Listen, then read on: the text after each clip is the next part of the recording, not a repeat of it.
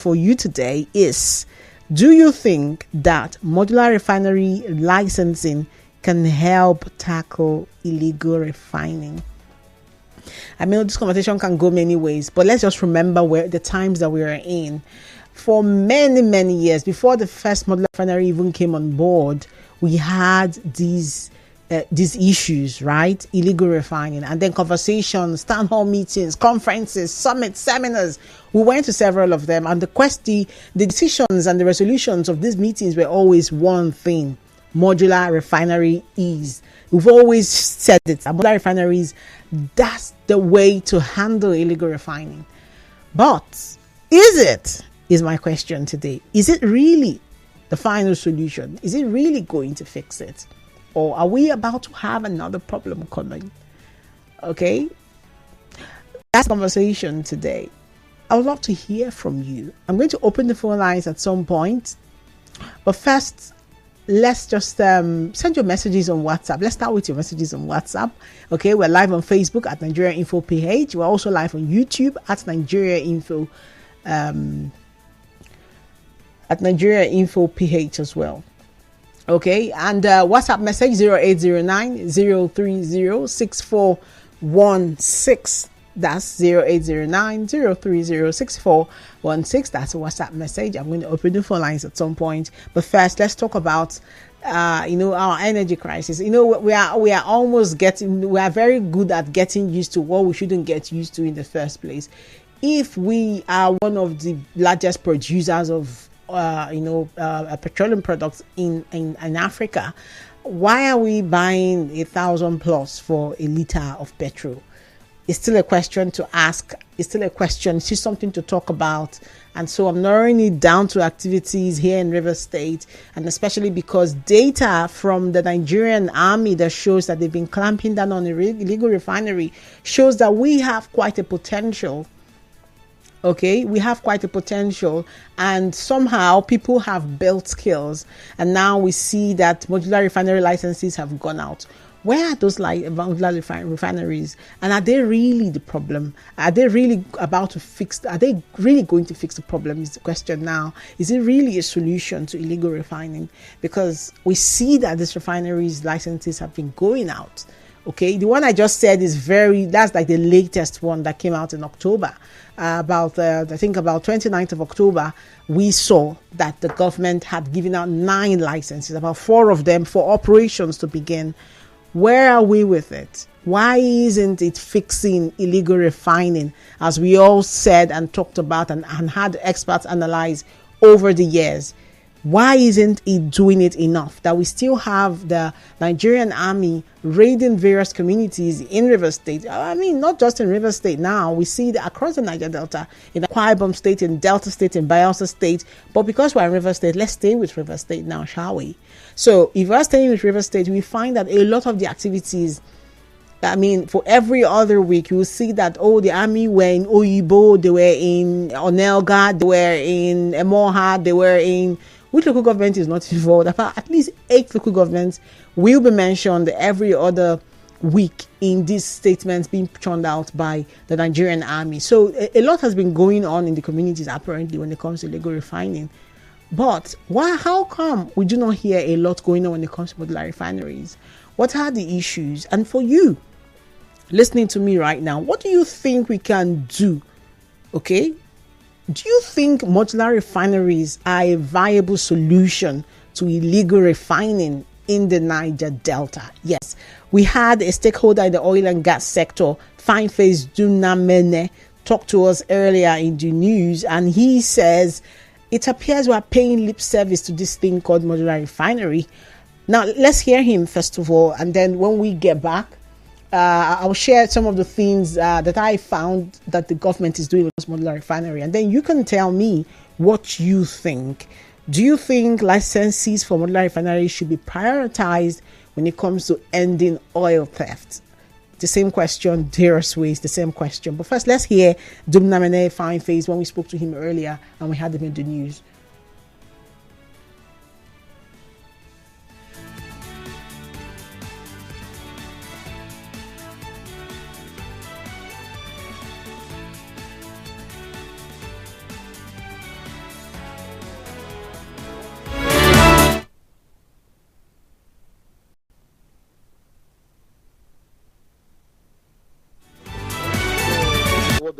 loading now. Honestly, the loading has also been very slow. The good news is that the refinery has started operation. Okay. So we believe that if it has been like this all this while, after some time, they will pick up optimally. If they want to be loading only their NNPC outlets, or they see the product is made for NNPC retail outlets and major marketers, I think there's nothing the independent marketers can do. They have to go and source a product from other depots.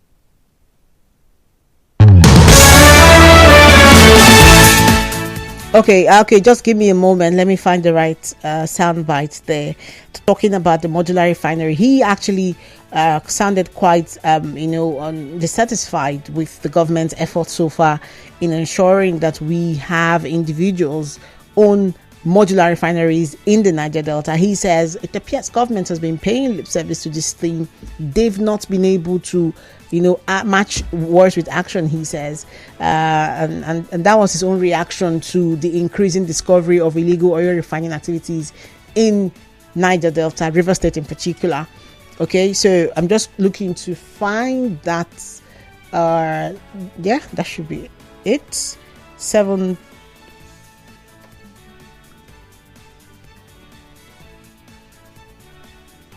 Okay, I think I will just.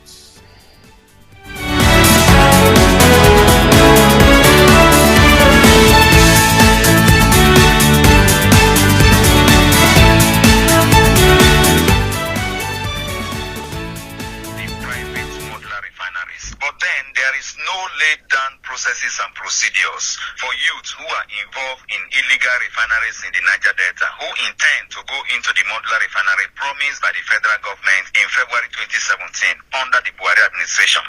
Licenses will be given for youths who are involved in the bush refineries to go into modular refineries. We've told them if you can legalize it, you integrate it, you modify it into the national economy. Then through the process we call the Presidential Artisanal Crude Oil Refining Development Initiative, PACOD, which is similar to what the federal government has done.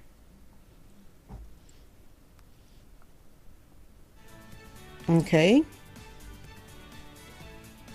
And the people that are even operating, they are unable to run to the capacity because the crude oil is available. And certain laws are also restricting and operation. So the government is twisting and making product, especially crude, difficult for people to apply. That is why I don't see a lot of people go into modular refinery. But because the government has failed to liberalize the oil and gas sector, even with the existence of the Petroleum Industry Act. Okay. I think But the government has not given any attention to all of these things. Instead, they are focused on using the resources that would have been used to modify these things and bring these boys into the national economy to stop pipeline vandalism and pollution, to buy bombs, to buy jets, to buy guns, and give to security operatives to crack down on them. What they should realize and evaluate among themselves is that how many years have they put into the war against illegal refineries through the use of arms and guns, which is the stick approach. It has not worked. They are still discovering every day. They are still breaking them down every day. They are still destroying. They are contributing to the environmental disruption. Okay, so that's Dumnamene Fine Face there. Dumnamene has been in this sector for a while, and we know that he's also he's been at the forefront of pushing for, I call him an environment activist really, and they've been at the forefront of trying to get the artisans to get involved, and I think some sort of rehabilitation that would lead to them also setting up modular refineries to tackle illegal refining. So he's the executive director of the Youth and Environmental Advocacy Center and the national facilitator of projects with artisanal crude oil refiners for modular refinery in Niger Delta. So they've been on this since 2017. He's saying this hasn't worked. Let's go on a break. When we come, Nigeria Info.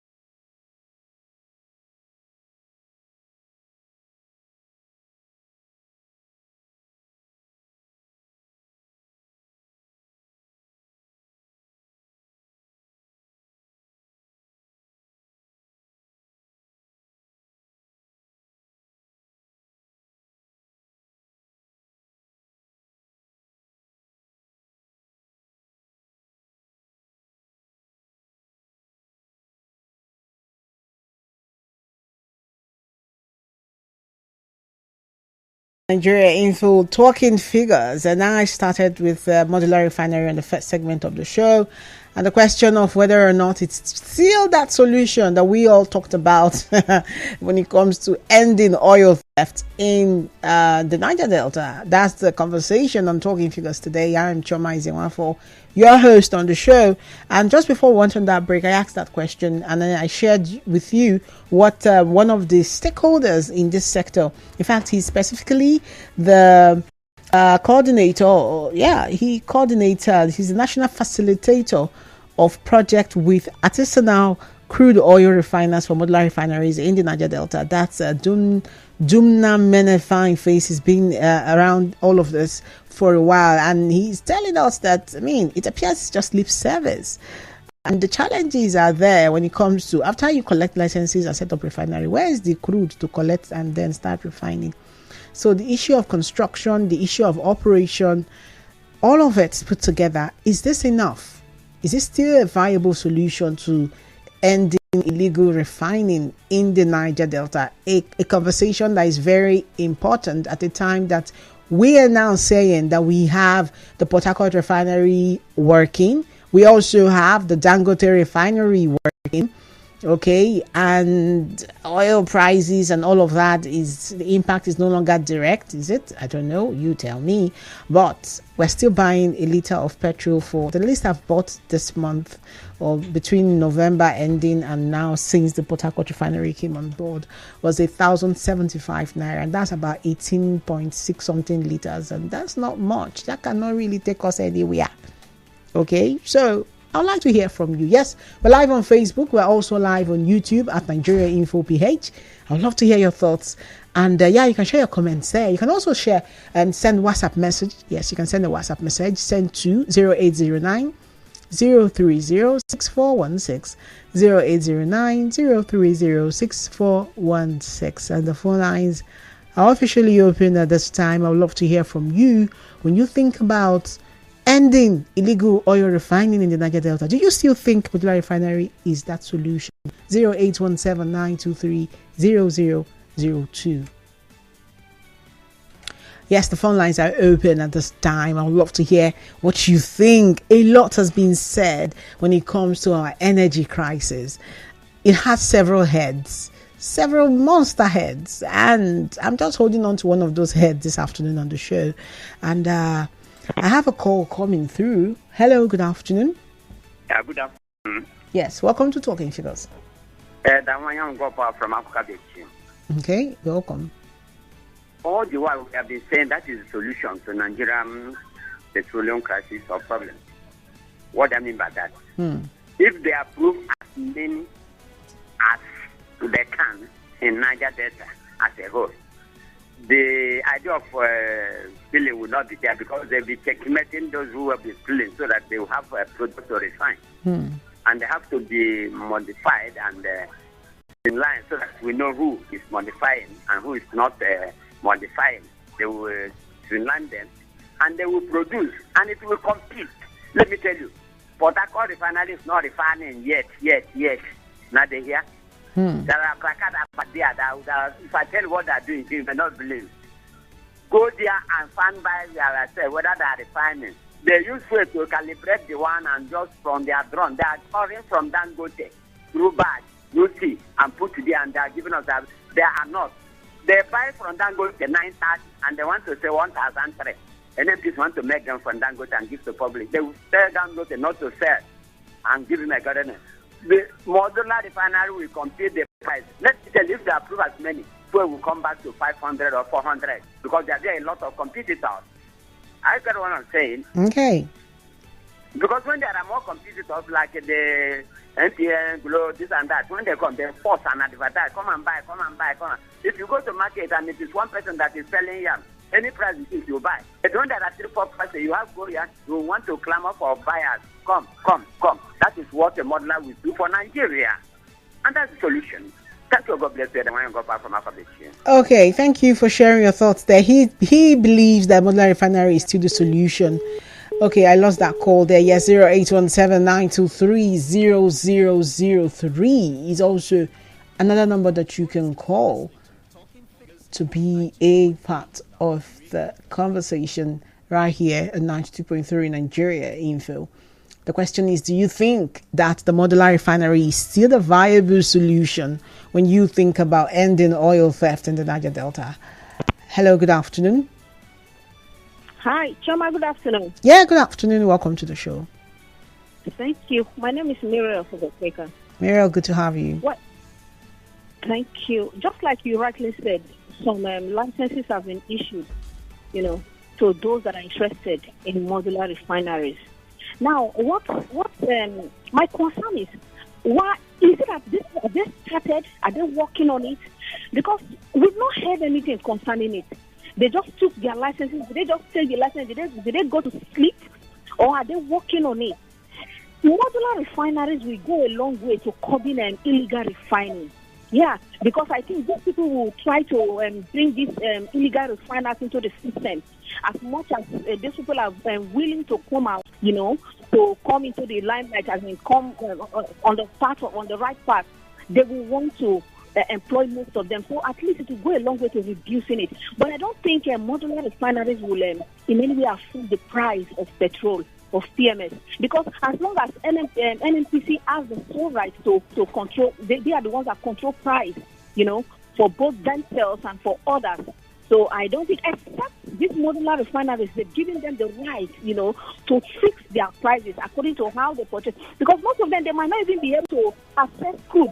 Dangote cannot even access crude himself, not to talk of these small and illegal modular refiner people that have owned licenses now. So I think they may be facing the challenges of accessing crude. Would they be importing? Do they have the financial capability to be able to import crude? I don't think so. So maybe they have challenges, and they should come out and tell the Nigerian populace their challenges. So they should give them they should give them access to crude. If they give them, I think these people will come to the limelight quickly. But I think it will review, just as your question, you asked us the question, it will go a long way to reducing illegal refining, but it will not affect the price of PMS. It won't affect the price. Thank you so much for sharing your thoughts there. Please call again. I like that she was able to share and analyze it quite well there. Hello, good afternoon. Welcome to Talking Figures. Good afternoon, Madam Chief. Yes, what do you think? Do you think modular refinery is still our solution to ending oil theft in the Niger Delta? To an extent, yes, I can call it from Mugumni. Yes, to an extent, I believe it will only help to introduce more products. But the most important thing here is it will again lay out some heavyweight, some cabals into the business, and for that reason, the product. If you are getting me. Okay, I can hear you now. For a while, I stopped hearing you. Yes. Okay, can you hear me now? Yeah, go on. I've stopped hearing you. We cannot hear you again, Oga. You're far away. You're far away. Your voice just, maybe you're going away from your phone or something. Okay, modular refinery the introduction of modular refinery can only introduce the heavyweight, those who don't even have the idea but has the money to introduce or to establish the refinery. It will make them to be into the system, which will give way for the illegal refineries to be into that system. I don't know if you are getting me. Okay. Because of this federal refinery that we are having, is making the country to find it difficult. Just imagine what Dangote and the federal government are playing with the intelligence of the citizen. Port Harcourt refinery is not in functional, but they are telling us that it has started functioning. Whereas Dangote and them, who are the federal government, are playing under the intelligence of the citizen. So with the modular refinery, if I have enough money, I will establish my business, my money there, which will make every dick and harry to have access of the product. So for me, introducing modular refinery we introduce more products in the system and make us to have access to it. Thank you very much. Yes, I can. Call from Ubumi. All right, Ezekiel, thank you so much for your thoughts there. Yes, 0817-923-0007. You can also call 0817-923-0009. The question is, do you think modular refinery is still that solution we all talked about when it comes to ending oil theft in the Niger Delta? Good afternoon. Good afternoon to you, Mr. Zion from Port Harcourt. Hello, Mr. Zion. What are your thoughts? Modular refinery is not the solution and will never be the solution. This word modular refinery was a cliche that was used to wash the brains of the Niger Delta people. And they fell into the antics of the senior political class, which is a microscopic few. I stand to challenge anybody. Tell me one place modular refinery is working. One place. When the former Vice President, Osibanjo, came up with this vision, which was his pet project, with a aim to engage the Niger Delta people, the power broker saw it that he wants to liberate the Niger Delta people, and they stifled the process. And I pity those people who have already built refineries, which they call modular. I even detest the name. What's wrong with the name? I'm telling you, because it doesn't work. Well, you know here, when the Association of Modular Refineries are begging for crude to refine, they give them crude. Tell me where the Constitution say don't give them crude. Tell me where the laws of the land say don't give these people crude to refine. And I hear this kind of funny language. We have issued license to those who want to develop modular refineries, and have challenged, please, can one person make known to us that license? Let us see how the license look like. To tell that all these are pathological lies being told. How come they have not given modular refineries association crude to refine? Even when they seek to see Mr. President, they block them. Don't see him. He's not around. Until people like Melekia relieves there, until we disband the NNPCL, nothing like modular refinery, it will never work nor see the light of day. Okay. My concern is this. Even those that ought to speak for the emancipation of the Niger Delta people, the moment they give them few money, they betray their conscience. There's not like modular refinery. Please, let's forget about that. Okay, that's a totally different one. You're taking us there. We'll look at that shortly as well. Okay, I've lost you there. Please, you can call 0817-923-0002. And you can also call 0817-923-0003. The question, really simple. Your thoughts, I'm asking. Do you think modular refinery is still that viable solution to ending illegal oil refining? Going by the way the army has been churning out, data every other week and showing that they've been clamping down on these sites and different illegal oil refining sites in the Niger Delta, especially in Rivers State. At least 8 local governments are being mentioned and indicted, honestly, when it comes to their activities and their operation of raiding these sites. Yes, we're also live on Facebook at Nigeria Info PH. I'll be going over to Facebook now to see if I can read your comments, and then we come back. Okay, let's take a call and then we'll sort out Facebook. Lost that one as well. Let me see. Can I take this one? Hello, good afternoon. Yes, good afternoon. Yeah, what do you think? Mr. Joseph. Yes, go on. Go ahead. Mr. Joseph. Okay. I want to say that the modular refinery can never be a solution to ending illegal bunkering. My take here is you're on. We don't even have sufficient food to refine as a nation. We have been told that they have borrowed and they are repaying this loan with our crude and this will continue for the next 25 years and thereabout.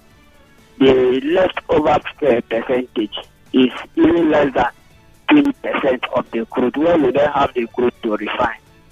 So that is a challenge having as a nation. So it's just a waste of time and waste of money. Waste of time, waste of money.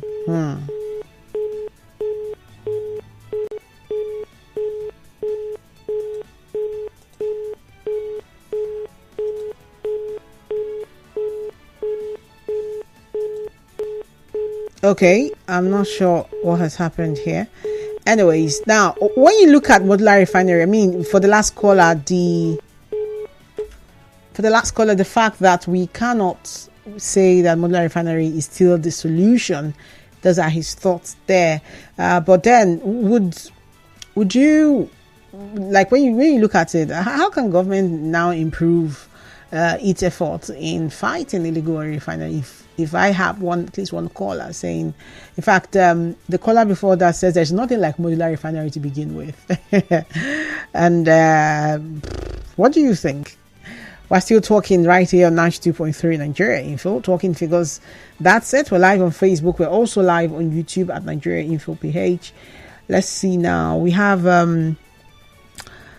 have comments here on Facebook. Godwin Agwanwa says, good afternoon, Choma, for concerning this matter. Yes, of course, it will even foster more employment opportunities among the youths. Those who are doing illegal bunkering activities will be gainfully employed. But in the case of making the price of PMS drop, I don't have any hope for that at all, because I heard the price of PMS in Dangote refinery is more cheaper than the petroleum and the Port Harcourt refinery PMS. That's Godwin from Alakaya. Thank you for your thoughts there.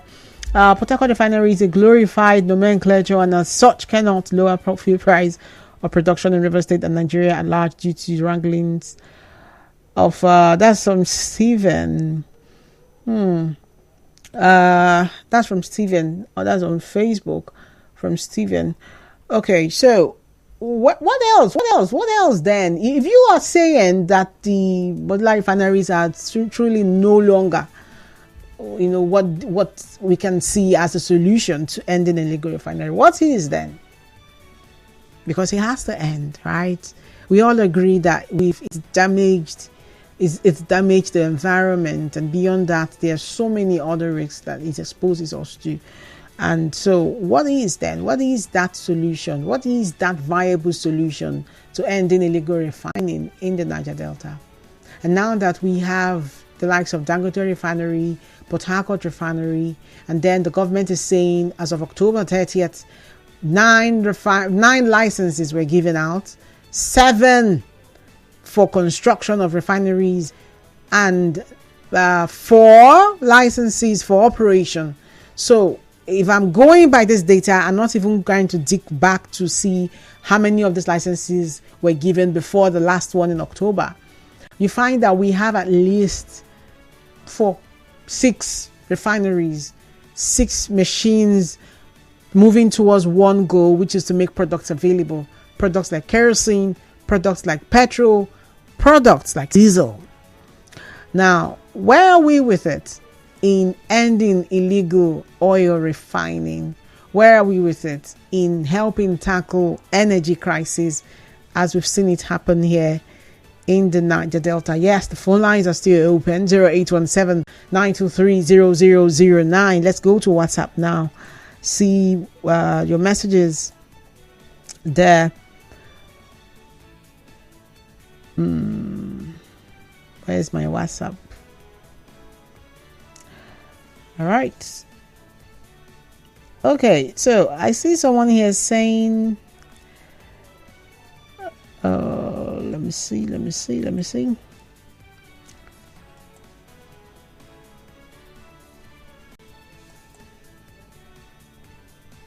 Okay.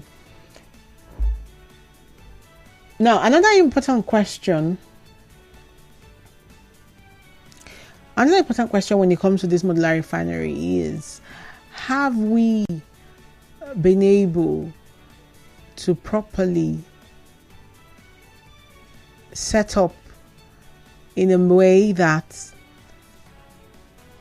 makes the modular refinery attractive to those that are currently doing illegal refining.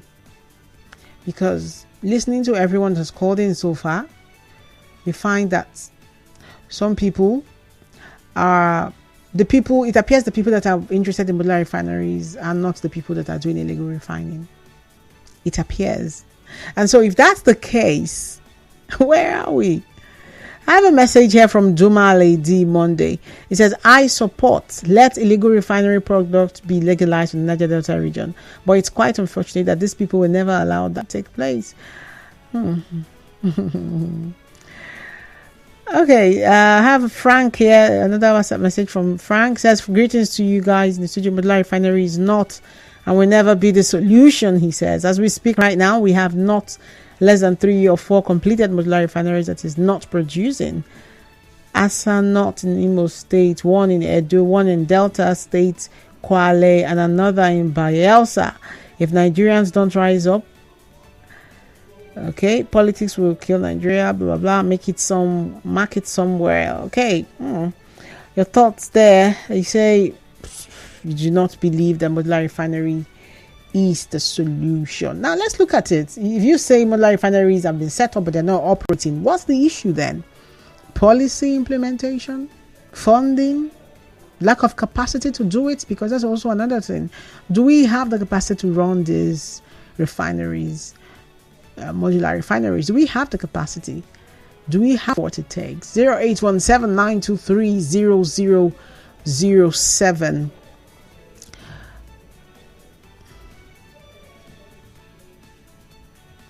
Okay, do we have the capacity? What's the issue now? If we are saying, the callers, we have a lot of callers that believe that modular refinery is the solution. We have some others saying it's not the solution. The debate is on. But while we're all on that, let's look at the modular refineries that's been set up already. We've not heard anything from them.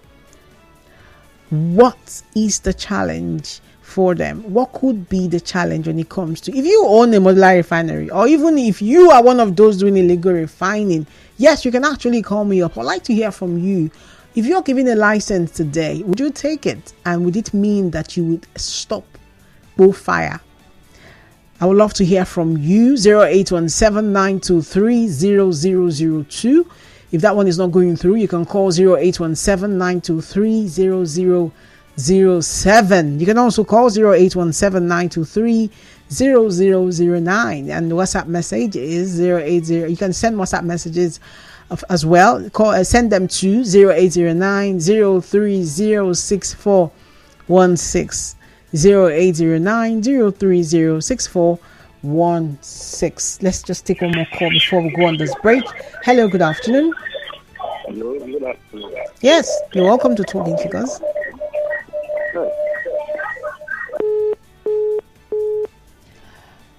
Okay, you can call back 0817-923-0009. You can also call 0817-923-0007. We're going to go on a short break soon. And when we come back from that break, we'll look at the issues even deeper, what it takes to be able to end oil theft in Nigeria, oil theft in the Niger Delta, oil theft in River State, and illegal refining activities. Well, fire as we see it. We have said the modular refineries are the solutions. Are they? They're really the solution. What can we do differently?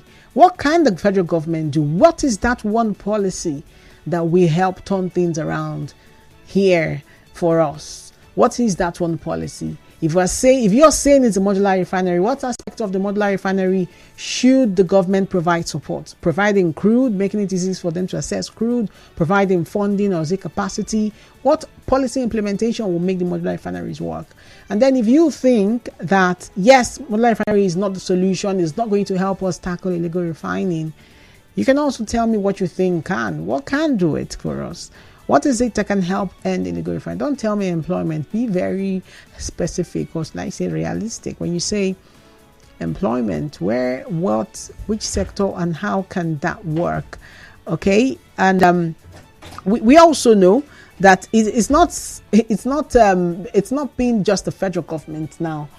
We've seen that the state governments and the local government, they've gotten involved at some point in the fight against illegal refining? Well, for this administration, both at the local and state, we've not seen a lot of we do not know their stance, or we do not see any action from the state and the local government. But for the federal government, we see that the federal government, using the army, continues to go into communities to clamp down on these illegal refinings and we have suspects. We do not hear of prosecutions. Actually, we do not hear of prosecutions, but we obviously do hear of these suspects being arrested.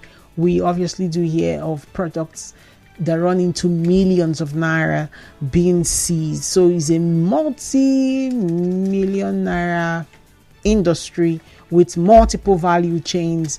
And if you're involved in any of those chains, I would like to hear from you. Yes, you can call me 0817-923-0007. You can also call 0817-923-0009. I'm asking you to call me if you're involved, because I would like to know what you think about efforts to ensure that modular refinery starts working. Do you think that is the solution to ending an activity you've been involved in? Because I mean, when you think about the consequences of allowing it to continue, your health is impacted, the environment is impacted, the economy is impacted. So yes, it has to end at some point. Where it begins is what I'm asking. Where should it begin? How can we do it? We're going to go on a short break. When we come back, we wrap up. Choma is my name. Choma is a 1-4, and he's talking figures right here, 92.3 Nigeria Info.